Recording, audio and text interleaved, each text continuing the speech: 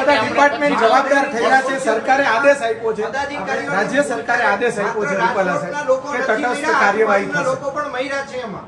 તો માત્ર રાજકોટ લોકસભામાં જ ઉજવણી બંધ ન હોવી જોઈએ, આજુબાજુમાં પણ હોવી જોઈએ. ધ્રોળના માણસો પણ મહિલા છે, ગોંડલના મહિલા છે, ગીર સોમનાથના લોકો મહિલા છે. તો અમે એ જ કહી છીએ. તો તમે ડાયરેક્ટ બીજી વાત કરો, પદાધિકારીઓ વાળો જવાબ આપો. તમે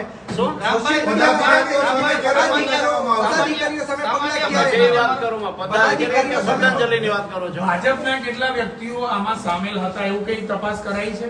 કારણ કે અધિકારીઓ પર પ્રેશર પોલિટિકલ પણ હતું એવું સૂત્રો કહી રહ્યા છે. આ બાબતે તમારું શું માનવું? મારું કઈ કહેવાનું નથી. રાજકોટ મહાનગરપાલિકા અંતર્ગત આ જે વિસ્તાર છે તે આવતો હતો. મેયર મેડમ ને આટલા મીડિયા કર્મીઓ છે પ્રથમ વખત જોઈ રહ્યા છે. આ ગંભીર બાબત નથી? છાપામાં પદાધિકારીઓ સ્ટેટમેન્ટ આપે છે, અધિકારીઓનો વાક આટલા બધા ડિપાર્ટમેન્ટ તમે શું કરો છો? આટલા બધા ડિપાર્ટમેન્ટ જવાબદાર થઈ રહ્યા છે. ફાયર વિભાગ, ટીપી વિભાગ, જ્યારે અમને સરકારે ખબર પડી ત્યારથી 7 વાગ્યાથી બધા કાર્યકર્તા આગેવાનો ત્યાં હાજર હતા.